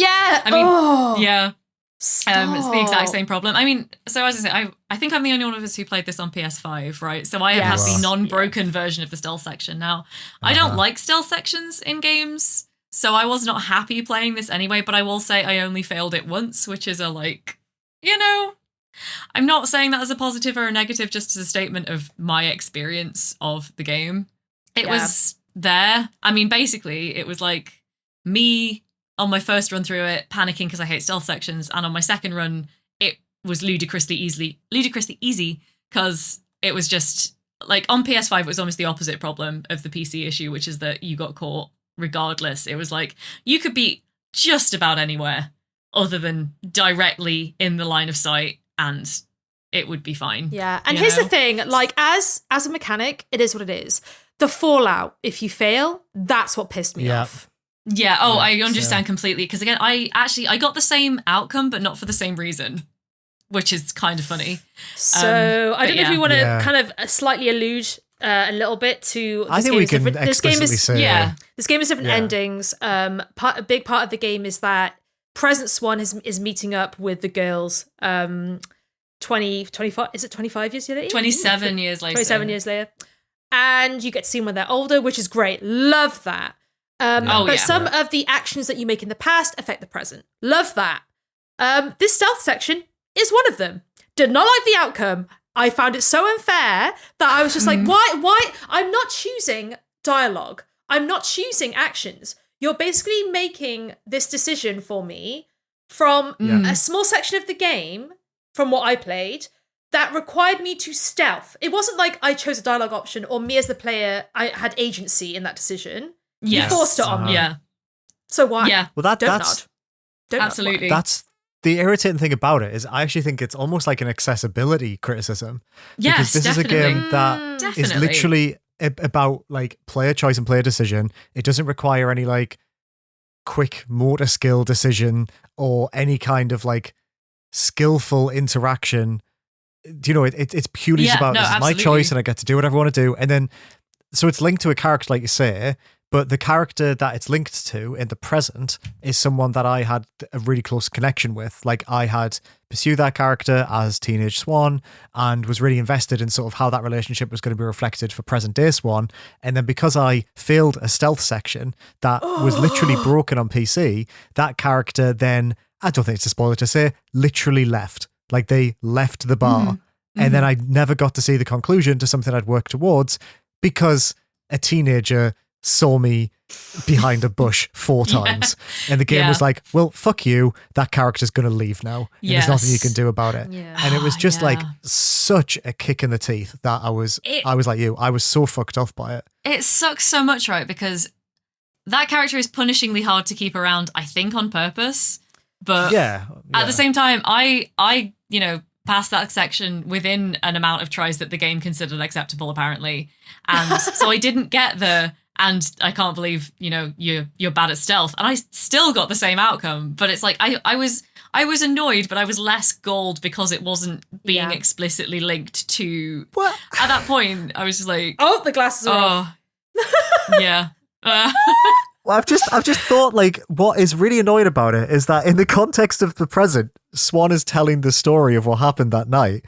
So it's a bit like Swan's like, and then I got caught. And the character's like, no, you didn't. Tell it again. Yeah, like, tell it right. I got caught again. No, you didn't. Say it right. I got caught again. Right, well, fuck you, I'm leaving. It's like, it doesn't even make sense in that context. No, it's just it's messy. Yeah, I do dislike that. And I'm trying to remember, I'm sure there's another instance that kind of resonates with that idea of like it's usually your choices, but then there's just one stupid skill check. You know what? Actually, I'm thinking of a Supermassive game that does that. Oh, in a really? Way then. Like obviously, Supermassive horror games, there is a little bit of like dexterity skill involved. A lot of some of them. QTE stuff in there, isn't there? Yeah. There's a lot of QTE, but the thing is, maybe it's because I'm good at QTEs, but I'm bad at like some other dexterity skill checks. And so it's always really stood out to me when it's like all of these decisions and then in the last minute it's like a pass fail on a coin flip and your ability to stay calm under pressure, which is, So yeah, it is a failing of this genre sometimes. And yeah, as I say, that is an odd choice. It was. I think I've talked before about sometimes studios making like, especially kind of the AA kind of stuff, that there's a need sometimes shown to gamify, and I'm like, it's already a game. You don't need to gamify with a stealth section or with a a really good way of putting it. Yeah, absolutely.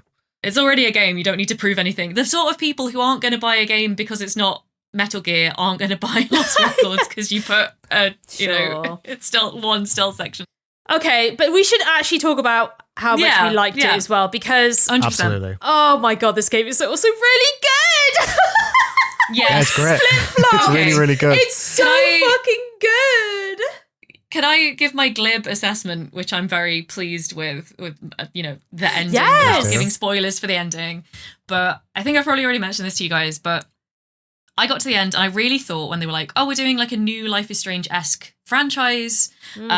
Lost Records, the first one's called Bloom and Rage. I was like, okay, so it's another anthology type series. This is not what the ending suggests at all. The ending very much suggests that it's setting up a direct sequel.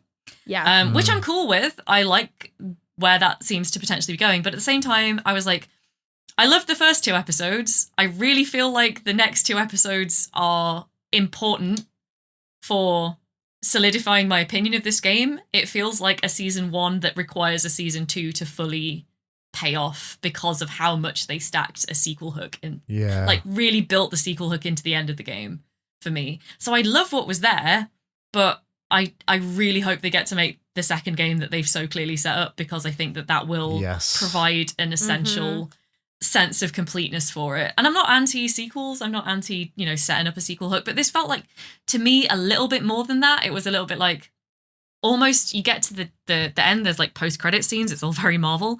And just like now, in a way, a lot of stuff you've been waiting for suddenly gets set up.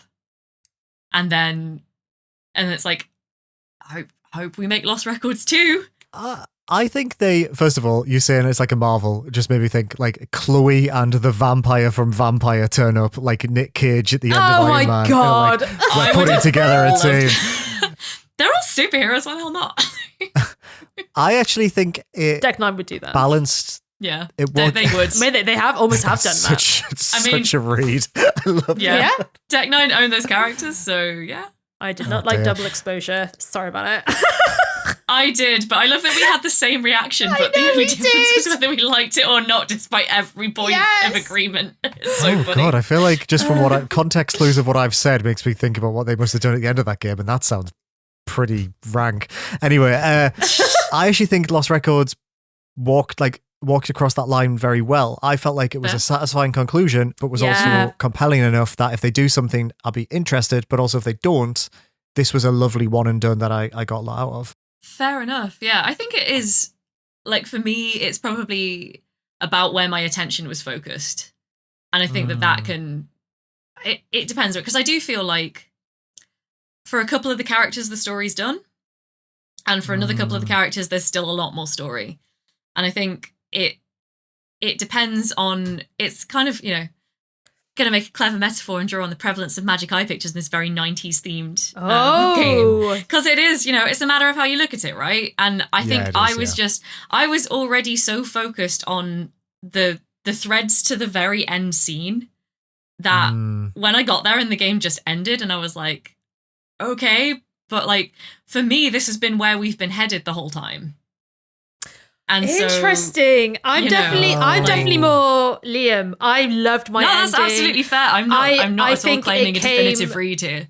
I thought it came to a really great conclusion. I liked specifically the ending I got. If they do anything with the pit, make it a zone. Expedition wise, please don't nod. Listen, have this for free. Make the pit a zone.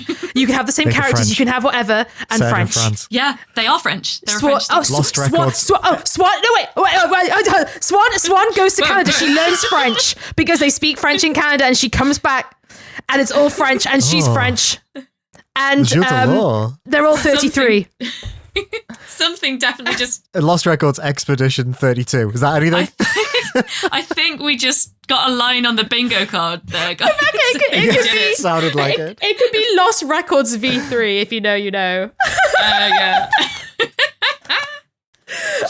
gone feral. It's happened. Well done. We made it. I liked the ending. I'm happy with the ending I got. I saw other endings online. I think they were all great. Everything we've said is totally valid, but I also do want to recognize that this game is so poignant and beautiful, and it's about the queer experience of teenagers in the 90s, and I love all the characters. There are scenes in Take 2 that are given breathing space, and I'm very happy they are.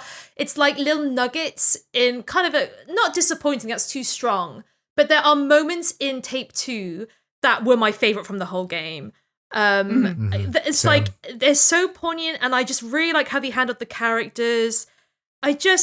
It's really, really great game, and I'm so happy. Don't Nod came back and they were like, hey, So we did all that, but also this is what we're going to do. We're going to Yeah, check return to this something we know we're good at.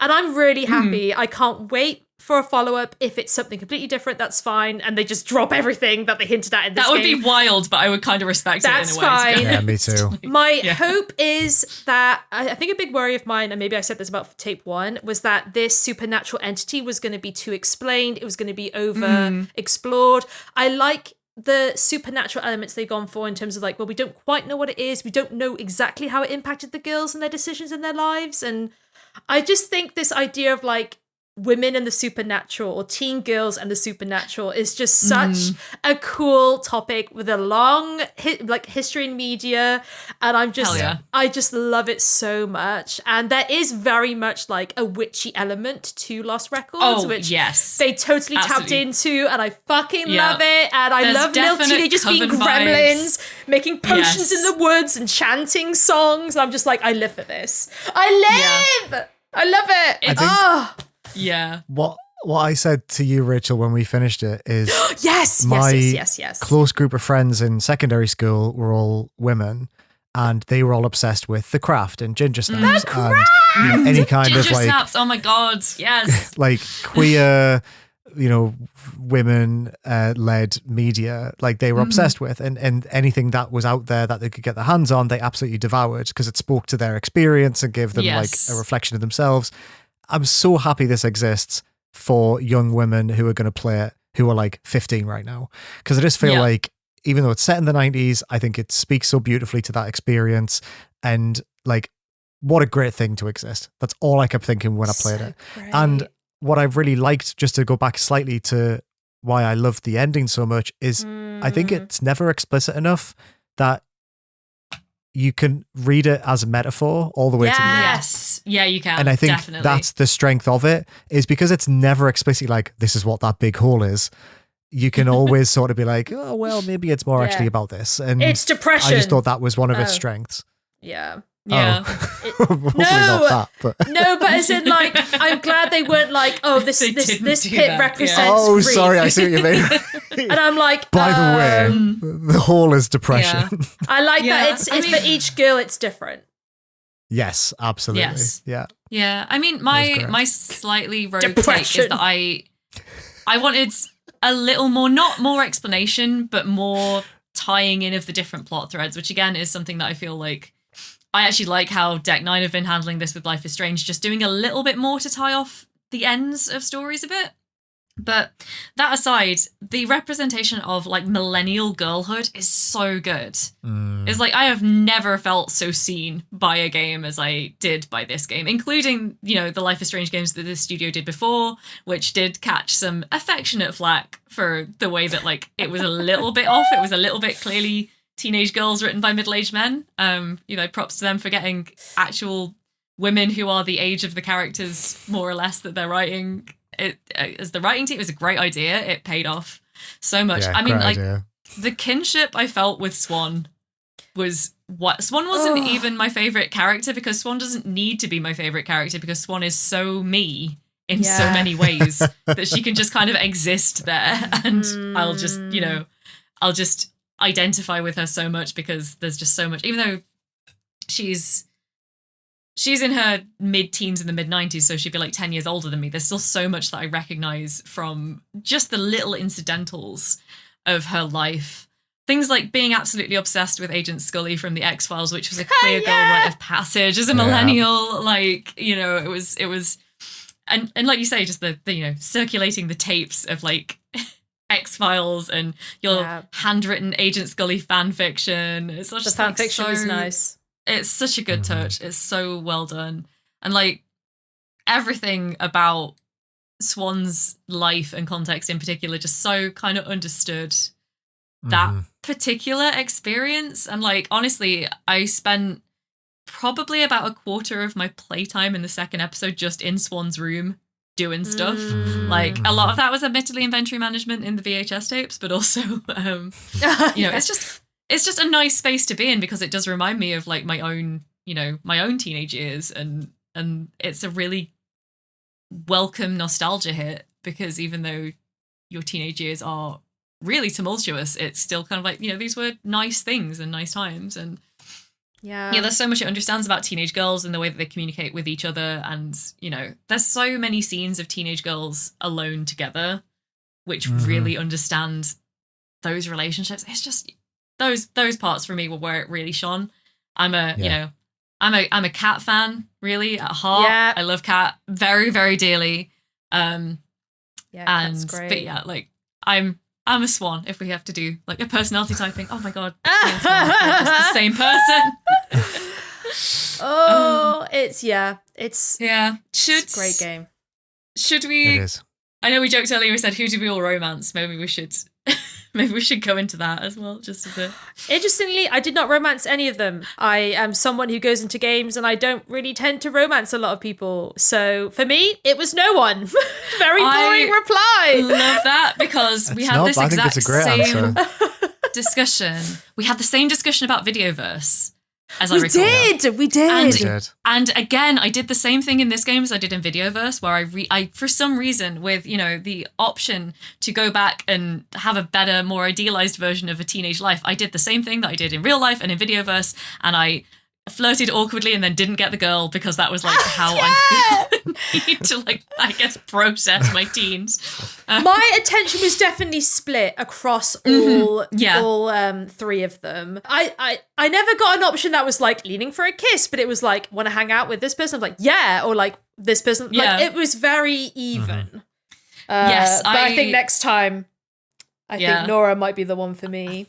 I agree in that one of the reasons I didn't want to romance anyone explicitly in this game was because I didn't want to break up the fellowship, which was like so perfect, and they were all so equally important in different ways. And my eventual stats were like, I was kind of semi-romancing both Nora and Kat, but neither to the point where it was like, it kind of tipped over into an explicitly defined romance. And then Autumn was like my best friend. But honestly, if you could romance anyone in the present day sections, I would have gone for Autumn at that point. Yeah, Autumn is great. Yeah. Autumn, adult Autumn is such a good character. I like her so much. And I'm glad that I passed all of her checks. I got her in the end. She was still willing to speak to me. Oh God! Did you romance Nora, Liam? I really liked the dynamic between Swan and Nora, so I did push the dialogue options that got those together, and they ended up having 2 smooches. I was going to say, did you have a smooch? Which was quite interesting. Which made the stuff that happened in the future with the stealth section even more fucking frustrating. If that's the dynamic that you liked, you really should play the first Life is Strange, is what I'll say, because they are very clearly harkening back to the Max and Chloe dynamic with Swan and Nora in particular, I thought. So I've tried 4 times. I gotta say, this is the only Don't Nod game that has kept my attention. That is fair. That is absolutely fair. But yeah, if I have to hear Dissolve or Something Good by Alt J one more time, Dissolve Me. Dissolve Me. Is it Dissolve Me? Yeah. I love that album. Me too. It's one of my favourite albums of all time, which makes me resent Life is Strange for how much I played that first episode. I'm like, stop making me dislike Alt J when I'm walking around this school listening to this song. Anyway, separate point. Incredible. But yes, I liked the sort of like goofy confidence of Nora paired with the awkwardness of Swan. I thought was like a very like fun dynamic to sort of see through. It was good. But I love that you can or you don't have to romance them. Giving Nora acne scars and making Swan chubby. Yes. Thank you. Don't nod. Thank you. I mean, just the character designs are all great for actual, like, real teenage girl representation. Love There's that. like a lot of like body type diversity, like skin tone diversity, and like you say, just like acne scars and freckles and things that real people have. Not on a skinny their skills. bitch. Oh, right? Love it. She was so happy, and she was so cute. I was like, oh my god, cute. It me. Well, there it is. 3 thumbs up then from us. Absolutely. Life is Strange. Lost Records. Excuse me. Look, if they didn't want you to do that, they should have chosen a name that was a little bit further away. Like they knew what they were. Yeah, for sure. Don't make it start with L. I have ADHD. That's like my kicker. Is if something starts with the same letter. Like Done. I do it to you two all the time. Yeah, no, people do it to us all the time. You mix our names up significantly less than other people do. What you don't know is that written on both of my hands is both of your names. And I have to, if you ever see me glance down, like, oh God, I've been sweating. Schmaleka? What have you been playing? There's like glasses and hair up, Rebecca. No glasses. Loud, Rachel. Hat, hair down, Rachel. Splailing, Rachel. Flailing around. I love that I just boiled you down to one characteristic each. Glasses and flailing, of which one's... Oh, my stomach. Right. Thank you, Lost Records. And now we must swiftly move on to our hyperfixation.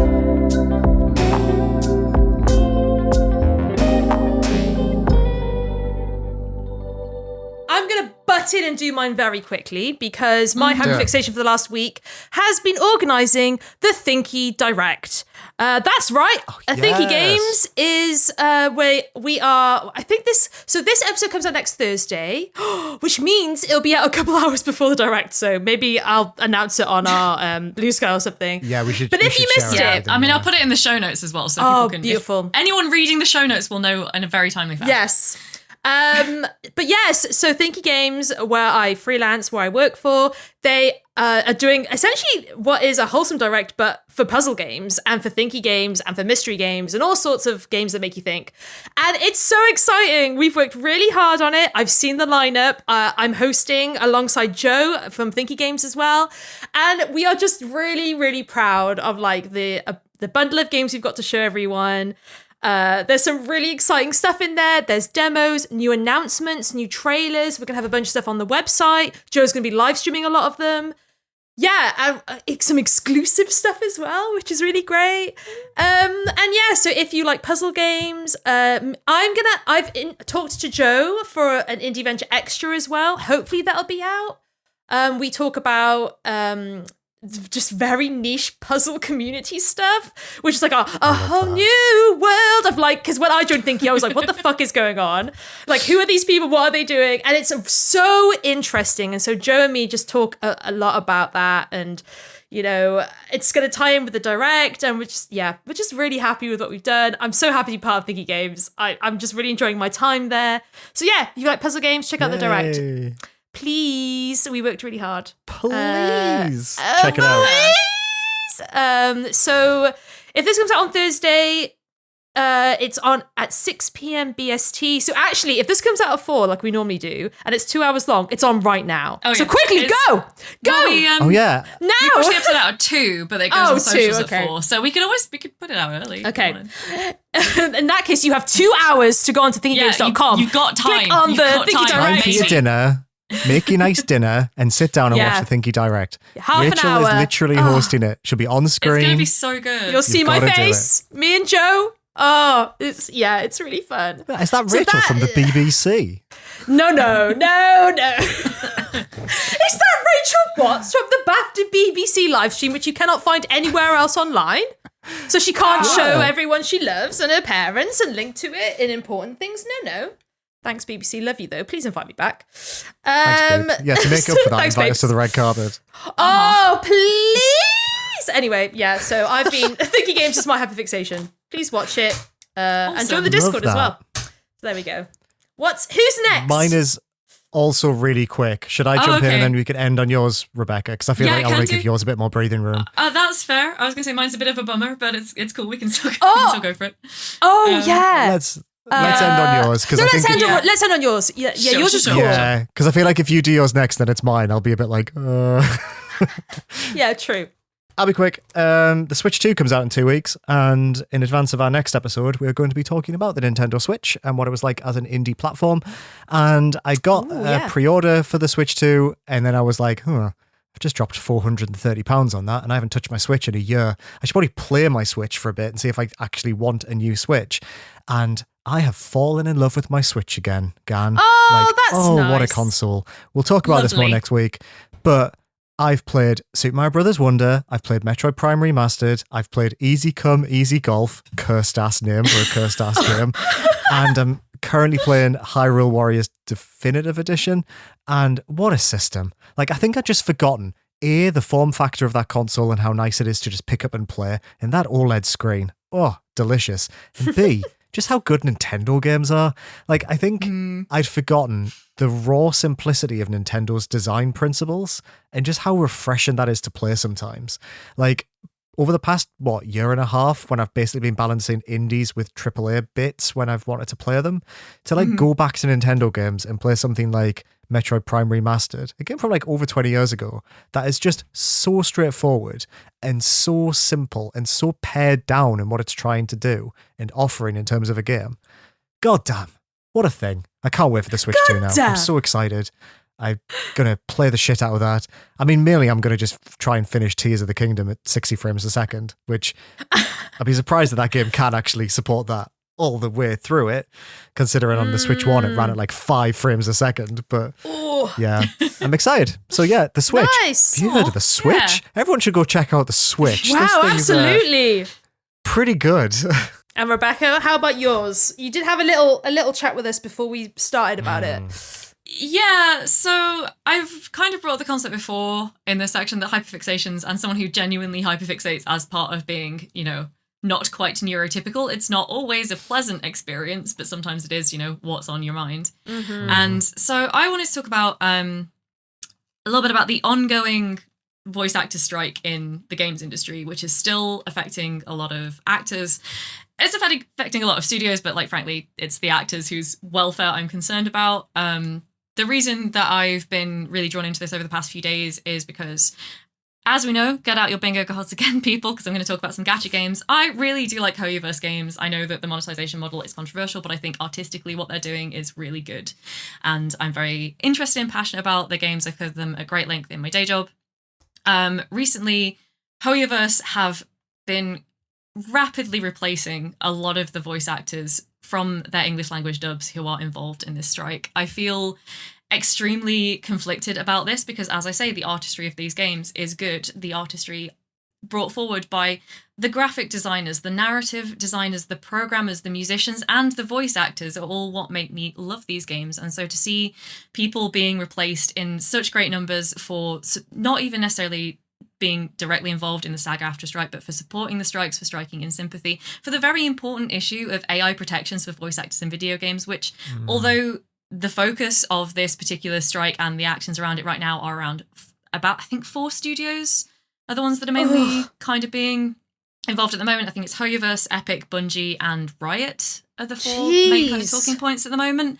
But this has the potential to affect everyone. The importance of people whose, voice and appearance are their living, not having to, as one voice actor I follow on Blue Sky put it, compete with a version of themselves that will work for free is just, God, that's this so is essentially, you're essentially looking at issues of identity theft. People really want the same protections to be extended to performers in video games that have already been extended to performers in film and television when it comes to AI protections.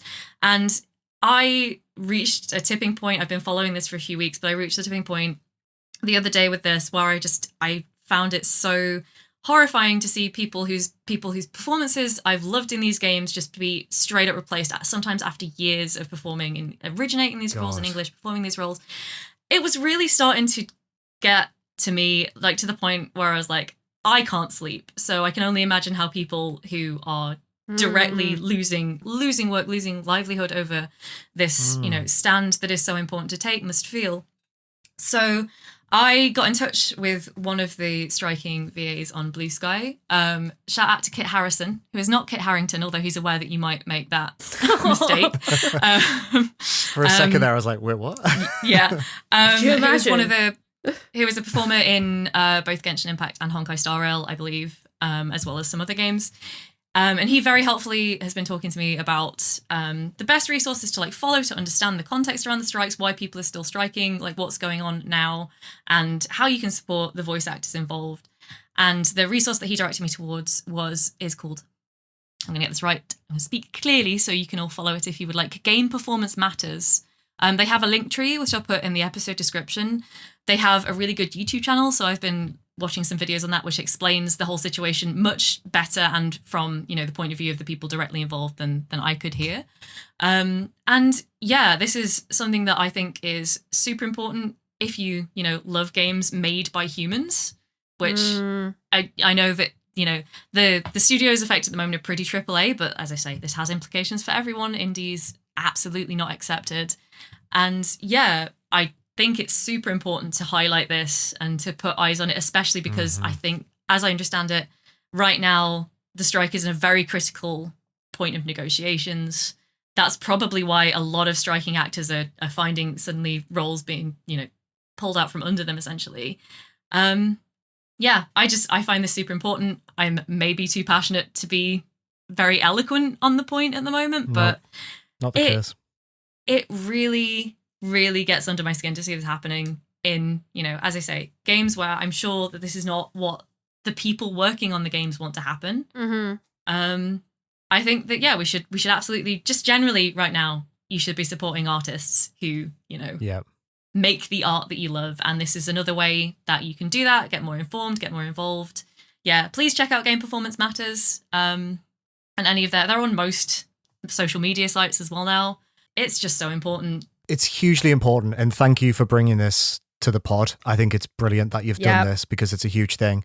I think if anyone out there is thinking like, oh, well, like maybe there's like an agreement that can be made in which this can be used ethically, please, I would encourage you to go look at how they used Darth Vader's voice in Fortnite This last is week. One of the things that's come up in the same discussion. That's why Epic is on the list at the moment for this exact thing.